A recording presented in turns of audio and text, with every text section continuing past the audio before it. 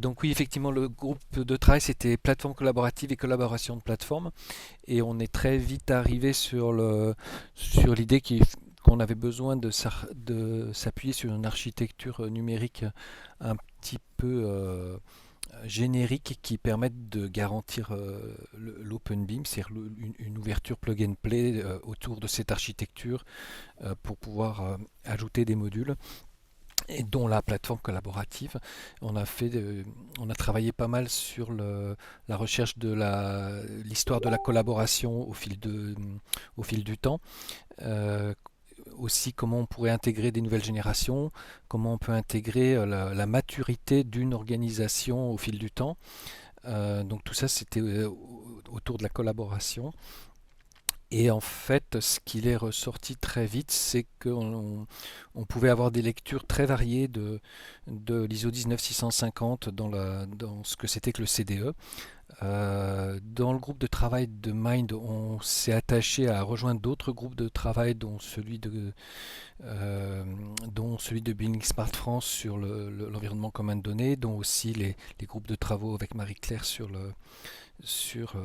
côté AFNOR, aussi pour s'ouvrir et écouter un petit peu ce qui se passe autour. Et donc ce que je vais vous présenter, c'est l'architecture numérique générique qu'on propose comme cœur d'un système distribué OpenBIM sur lequel on pourrait plugger des modules et des couches supplémentaires pour faire des jumeaux numériques par exemple. Euh, et, euh, et donc c'est ce que je vais vous présenter. Voilà. Donc la première chose que je vais vous présenter, c'est un petit peu la vision de cette architecture, mais sous une forme plus fonctionnelle.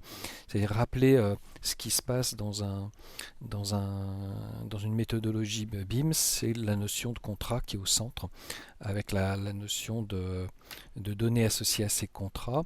Euh, le fait qu'un contrat, comme n'importe quel contrat, quand on achète sa maison, on a besoin de garants pour que le contrat soit ni falsifié par l'un ni par l'autre, donc de tierces parties. Et donc ce qui est représenté par des petites bases de données là sur le dessin, c'est un concept qu'on connaît déjà, je pense, dans d'autres domaines, mais c'est l'idée que c'est pas une simple base de données, c'est plutôt un fournisseur de services de données avec des services plus ou moins avancés, dont certains pourraient être des services de base euh, obligatoires pour pouvoir être entre guillemets certifiés OpenBIM, et d'autres pourraient être des services plus évolués que des vendeurs pourraient proposer en supplément. Donc toutes les petites bases que vous allez voir, ça correspond à des fournisseurs de services et on va le voir dans une architecture un petit peu plus bas. Donc le contrat est à l'origine du BIM Execution Plan qui va expliquer en fait comment les différents acteurs vont effectuer des échanges de données euh, tout au fil du contrat pour construire les livrables. Alors ces échanges de données, on les a imaginés sous la forme de transactions. Et là, on reviendra dessus. Ça existe déjà beaucoup. C'est assez déjà étudié ce mécanisme de transaction. Ça permet de garantir, et Christophe pourra en reparler parce qu'il y a un dessin qu'il avait commencé de dessiner là-dessus, la notion de guichet, la notion de certificat, du déplacement de la transaction d'un point à un autre progressivement. Et donc c'est le cœur de l'architecture. Alors bien sûr, on a d'autres participants au projet. Et là, on va le voir dans un autre dessin tout à l'heure, c'est qu'on a la notion de propriété intellectuelle qui est associée plutôt aux méthodes qui vont permettre de transformer ou du moins de numériser la réalité, que ce soit un ouvrage qu'on numérise, que ce soit des méthodes, des mesures de vent, des mesures de température. On a la différence entre le résultat qui est la donnée qui appartient au donneur d'ordre et la propriété intellectuelle de la méthode qui a permis de le faire. Donc on l'a représenté en vert ici plutôt toutes les connaissances des acteurs, que ce soit les ingénieristes, les exploitants ou autres acteurs, qui permettent de travailler sur la donnée qui est échangée et qui est aussi échange des données. Donc dans les données, on a forcément les données qui sont associées au projet et qui correspondent au modèle PIM, dans lequel on va pouvoir trouver effectivement coût, qualité, délai, les grands classiques, mais dans lequel on pourrait aussi embarquer des modèles BPMN associés aux différents processus métiers spécifiques à ce projet. Un modèle d'ingénierie par exemple, ou un modèle de réception d'ouvrage, ou des modèles qui ne sont pas forcément les mêmes d'un projet à un autre, mais qui peuvent être embarqués et traités de façon automatisée, on va le voir dans notre architecture. On a aussi le modèle des ouvrages et du patrimoine, des éléments du patrimoine que l'on va travailler, sur lequel on va agir et pour créer du nouveau patrimoine, modifier le patrimoine. Et on a des capteurs qui sont associés. Donc dans ces transactions, on a ces échanges. On a aussi des échanges avec des éléments de patrimoine extérieurs qui peuvent être alors, soit des éléments vraiment de patrimoine comme le bâtiment voisin, soit aussi tout ce qui va être réglementation, tout ce qui va être information supplémentaire. Et là encore, on est sur du fourniture de services, ça peut être de l'open data par exemple. Et puis on a aussi tout ce qui va être de la donnée plus dynamique, du type climat, les données du BRGM, des choses comme ça. Et donc le tout va être, toutes ces transactions sont gérées dans des mécanismes de transaction. Mais au cœur de la méthodologie BIM, ce qui est important, c'est aussi de gérer les conteneurs qui sont échangés dans le cadre de l'environnement commun de données. Donc on a aussi un fournisseur de données qui va héberger tout ce que l'environnement commun de données doit savoir. C'est-à-dire quel va être le lien entre les acteurs et les données qui sont hébergées à différents endroits, quel acteur a droit à quel accès, mais aussi comment on relie les données ensemble. Par exemple, peut-être je vais avoir une modification sur un asset de l'AIM qui va être associé à un processus qui est déjà stocké dans le projet, mais qui est aussi associé à un livrable du contractuel et à un jalon, par exemple. Donc c'est au sein de cette base violette qu'on fait le lien entre tous les éléments qui sont manipulés et qu'on garantit la cohérence des modifications des éléments qui sont dans les différentes bases. Et chacune de ces bases, on va le voir dans le dessin suivant, a un propriétaire qui est responsable de l'accès à la donnée et de la non-modification de la donnée au fil du temps. Donc on a aussi on a aussi marqué là aussi le fait que les livrables pouvaient être contrôlés par des tierces parties comme pour le STRMTG ou les EOQA ou des personnes comme ça. Et donc ce qu'on a imaginé nous dans l'architecture, c'est la notion d'agent CDE.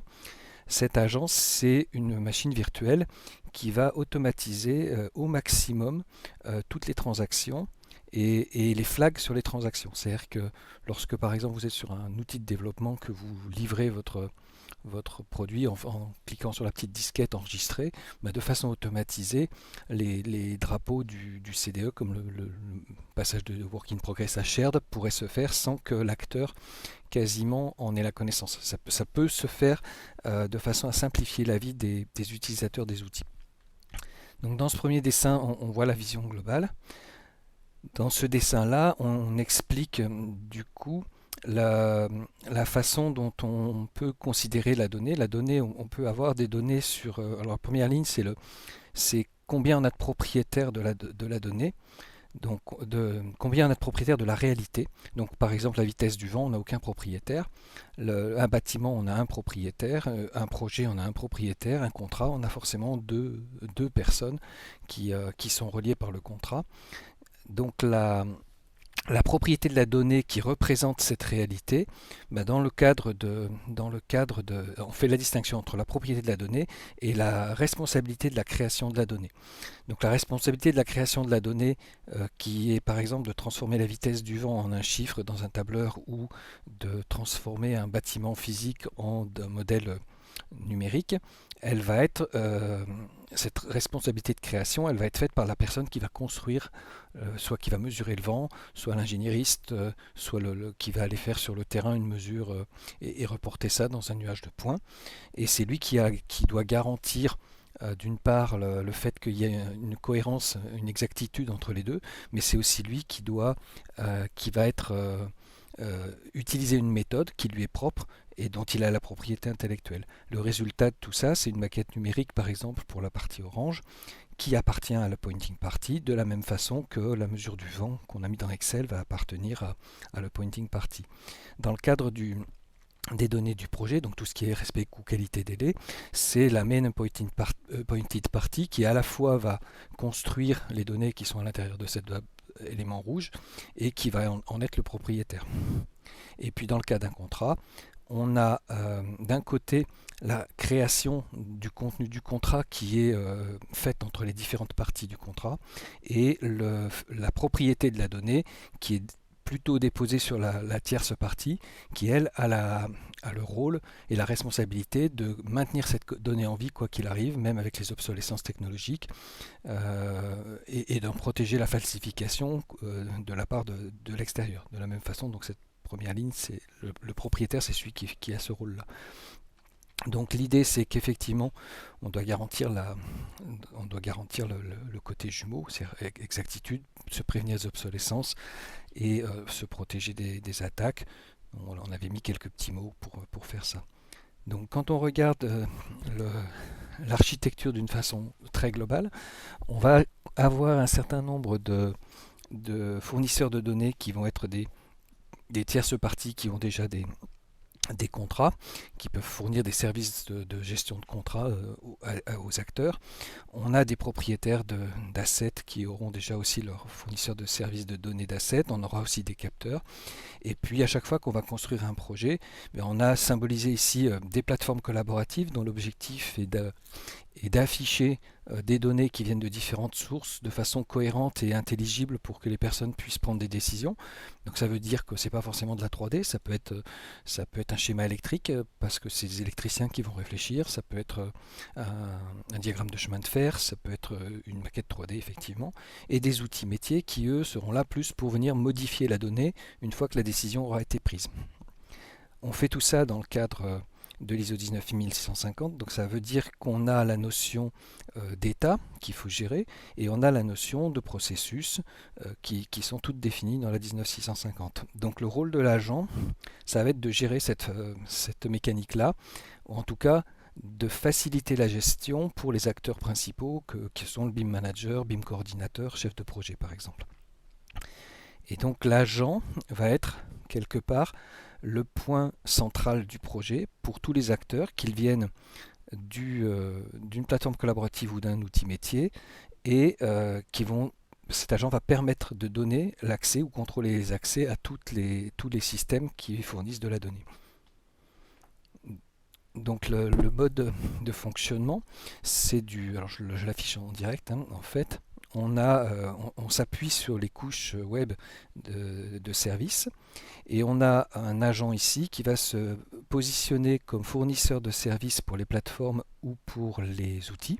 Donc une plateforme numérique qui souhaite par exemple afficher la vue des bâtiments dans tel espace réel extérieur avec tel niveau de zoom, eh bien on va avoir l'agent qui va pouvoir aussi décomposer et identifier qu'à cet endroit on a 4 éléments qui viennent de 4 bases orange, et peut-être qu'on voudra aussi afficher des informations sur la vitesse du vent qui vont venir de d'autres éléments de la base bleue. Et puis on aura aussi un contrôle de l'acteur qui est en train de demander ça, et le contrôle se fera avec de l'information qui est dans la base violette par exemple. Donc ça, c'est le fournisseur de services et il est en même temps, il va décomposer et faire des demandes de services pour avoir les informations qui viennent des différents éléments. Donc il a un rôle de contrôle et ensuite, on va le voir, il va permettre d'ouvrir des accès dédiés, temporaires et en incognito en fait, de façon à ce qu'il n'y ait pas d'accès possible à ces systèmes-là autrement qu'à travers un agent. Donc on utilise les modèles MVC pour faire ça, pour ceux qui connaissent un peu. Donc l'idée ici, c'est d'avoir ces couches de services classiques, couches de services dédiées, alors spécialisées, communs. On va dire toute la première ligne, là, c'est les services communs qu'on pourrait avoir pour toutes les bases de services de données, par exemple, pourraient avoir tous les mêmes types de services. Par exemple, je vais importer ou exporter l'intégralité de la base sous forme de service, donc je peux déconnecter ma base orange, en mettre une autre à la place de façon transparente, et puis des services très très spécialisés. Donc on a identifié à peu près 190 services aujourd'hui sur l'ensemble de ce schéma-là, qu'on pourrait standardiser pour faire une qualification, une certification OpenBIM. Alors bien sûr, les échanges, on ne se limite pas dans le transport de la donnée, on transporte des conteneurs qui sont préférentiellement dans des formats standardisés, mais qu'on pourrait imaginer transporter un fichier DWG, que ça n'empêcherait pas le mécanisme de fonctionner. On peut pour l'instant dans la transition se permettre de transporter des choses qui ne sont pas forcément des grands standards, pourvu euh, que les deux soient d'accord. C'est-à-dire que si je demande à un asset, un fournisseur d'assets de me donner la géométrie en format RAIML ou IFC, il faudra qu'il soit capable de le faire. Donc si on exige que pour sa certification OpenBeam, il faut qu'il fournisse de l'IFC, mais qu'il n'a pas nécessairement besoin de fournir du RAIML, il pourra répondre non, je ne sais pas vous fournir cette information en RAIML.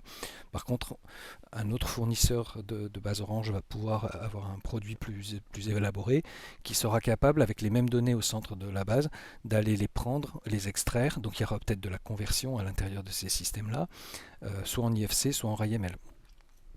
Là, je parle beaucoup du rail parce que je suis de ce monde-là. Donc là, voilà, c'est un exemple de service parmi les 190 qu'on a identifiés.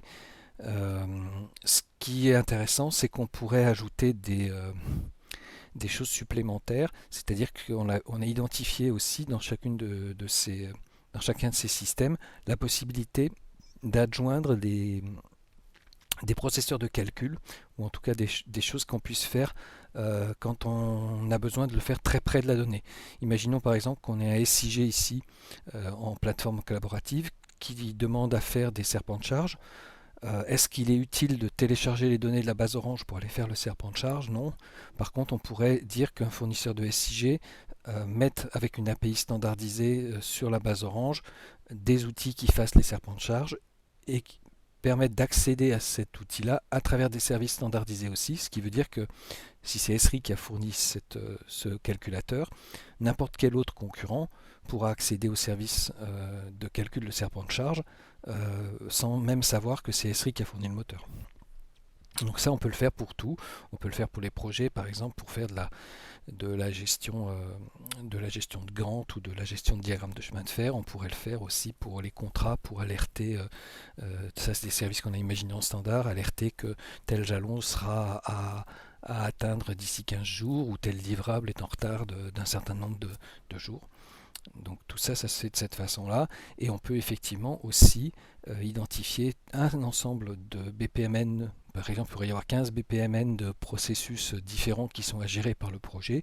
Et c'est au niveau de l'agent qu'on va gérer de façon standardisée, puisqu'on est dans des processus métiers déclarés en BPMN. On va pouvoir les gérer de façon standardisée.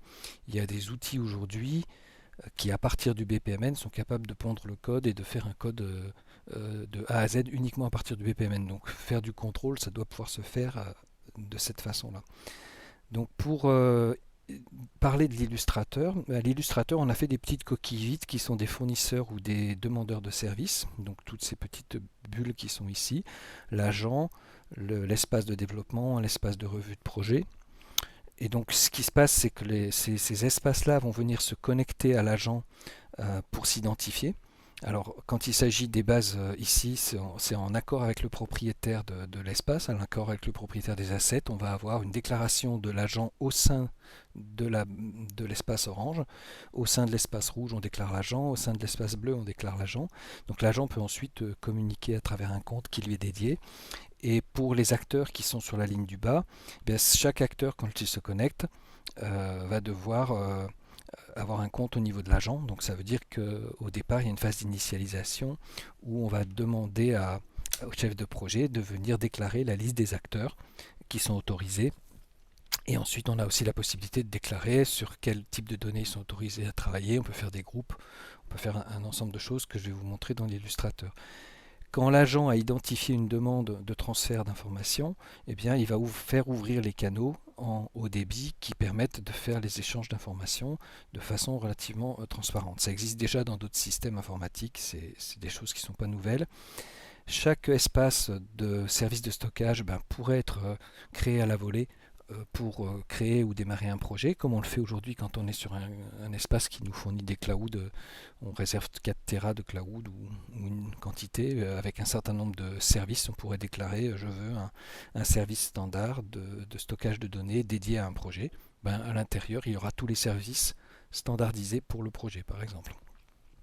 De la même façon, on pourrait créer à la volée des agents CDE plus ou moins complexes. On pourrait avoir un agent CDE pour des petits projets d'une commune de 150 habitants qui doit faire un abribus. Elle n'a pas forcément besoin de services extrêmement évolués, donc elle pourra se payer petite base Orange et puis un agent et puis un environnement commun de données qui vont bien.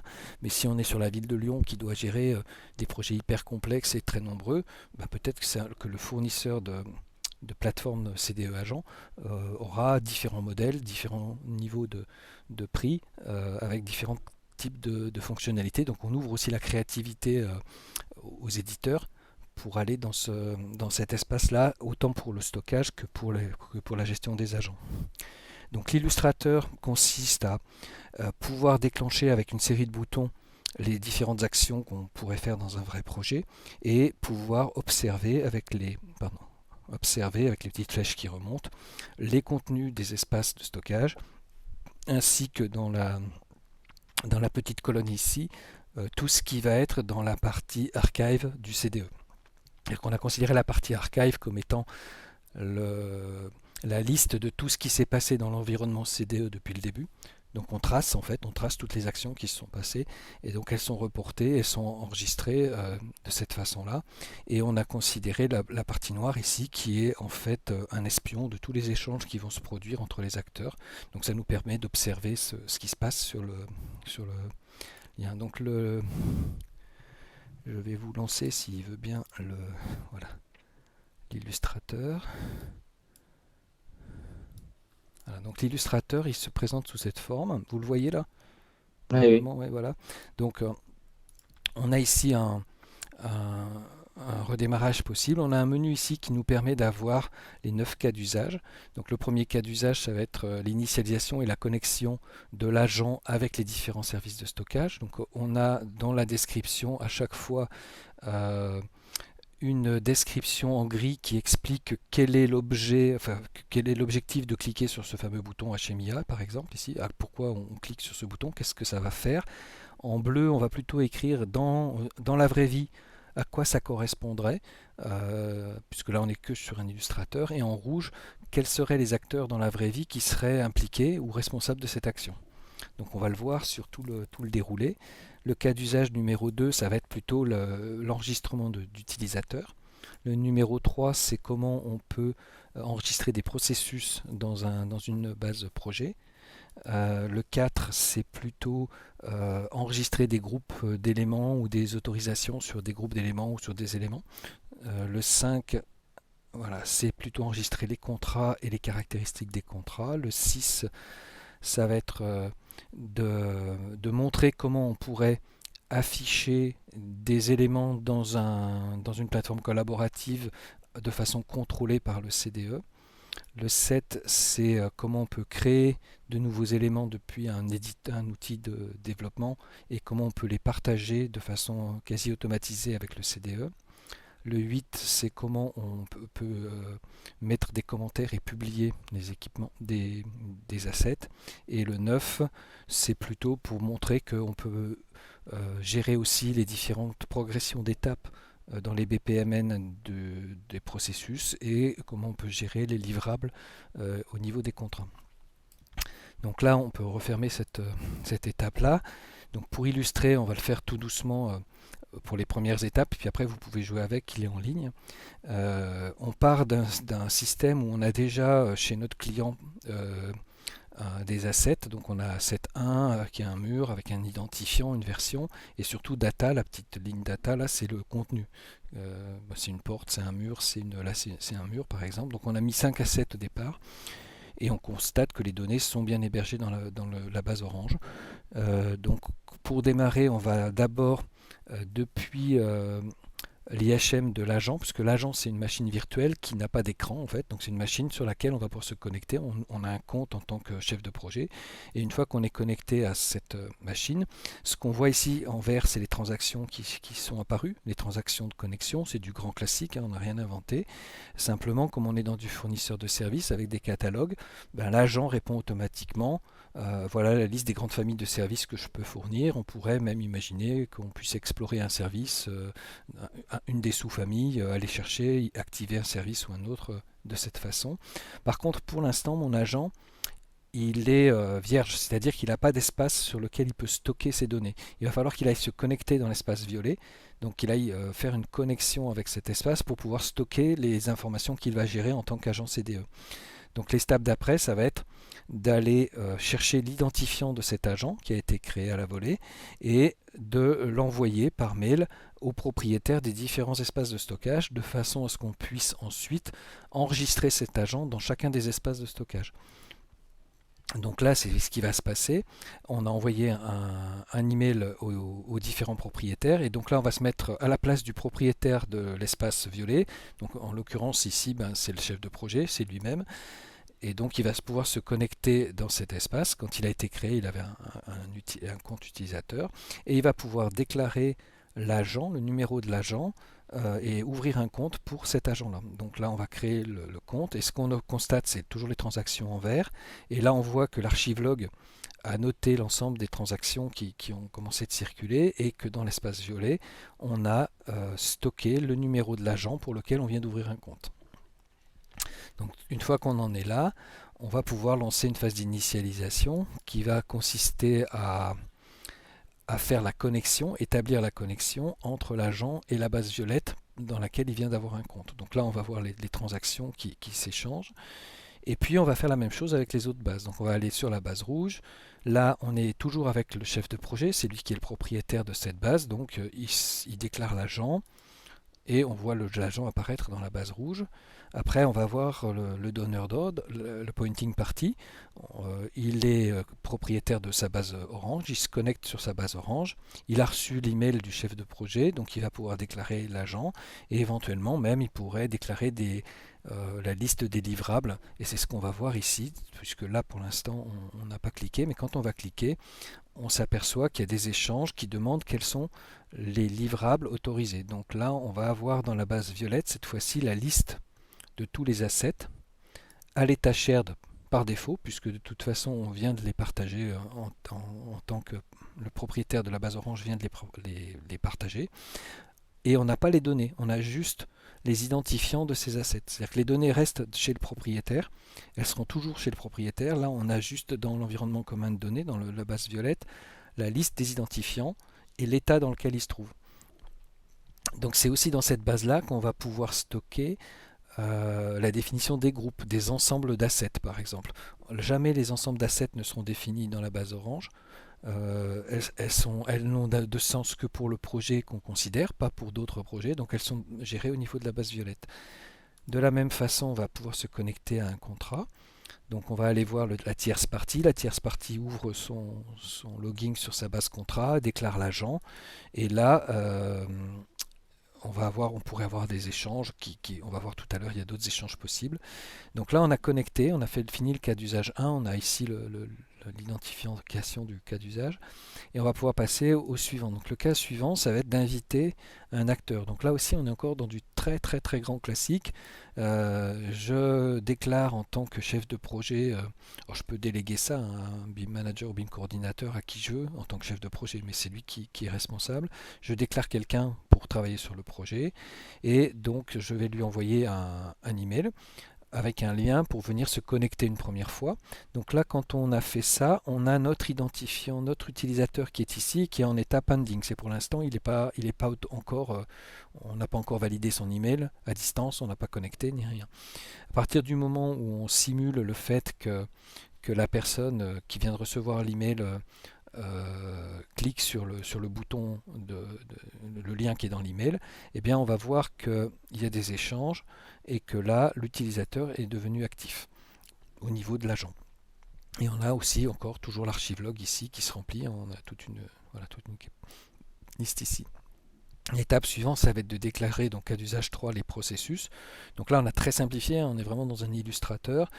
On imagine qu'on peut charger des fichiers format BPMN et qu'on peut les afficher sur un écran et qu'on peut dire qu'on veut ajouter ce processus. Donc le fait est que lorsqu'on fait ça, la base de projet va enregistrer le BPMN tout simplement, et ensuite on aura des mécanismes entre l'agent et cette base qui vont permettre de contrôler le déroulement de ce processus ainsi que de tous les autres processus qui auront été déclarés. Donc l'étape d'après, on va se mettre à la place d'une plateforme collaborative. Donc là, je suis, je sais pas, peut-être le chargé de synthèse ou quelqu'un voilà, qui doit faire une vision sur plateforme collaborative. Donc je me connecte moi en tant qu'utilisateur. Et ce qui va se passer, c'est que je vais avoir à ce niveau-là un certain nombre d'échanges qui sont passés très vite là, qui vont la connexion va arriver vers l'agent et l'agent va consulter la base violette pour vérifier si cette personne, elle a bien, déjà elle existe bien, elle a bien le droit de se connecter. Et une fois qu'elle est connectée, on va vérifier quels sont les équipements qu'elle peut voir. Donc la liste qui vient d'ici, elle vient parce que l'agent a pu vérifier dans la base violette que cet acteur-là avait bien droit à avoir cette liste-là. Donc quand il a vu la liste, on pourrait imaginer qu'il aille sélectionner dans la liste à la main les deux portes. Donc là, on a mis juste un bouton à la place, hein. Donc on sélectionne les portes et là, on peut créer un groupe. Quand on va créer un groupe, on identifie groupe des portes, on sauve et là, on s'aperçoit que c'est bien ici dans la base violette qu'on a identifié que la 7.4 et la 7.5 formaient un groupe qui s'appelle le groupe des portes. On n'a toujours pas touché la base orange en fait. Les portes sont toujours là, elles existent, on a leurs données.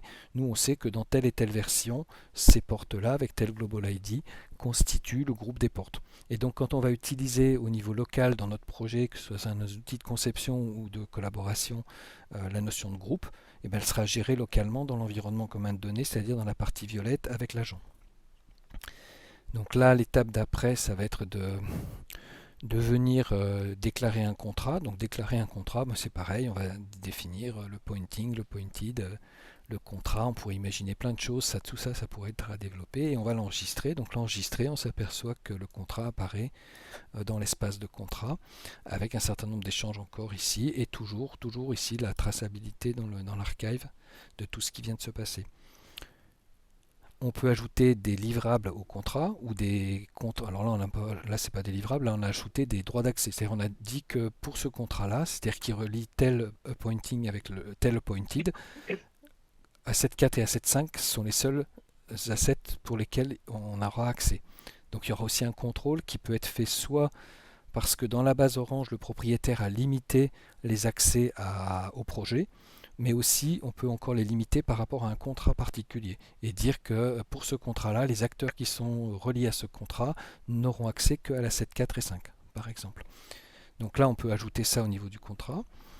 Et l'étape d'après, ça va être cette fois-ci de se connecter en tant que développeur. Donc je me connecte en tant que développeur.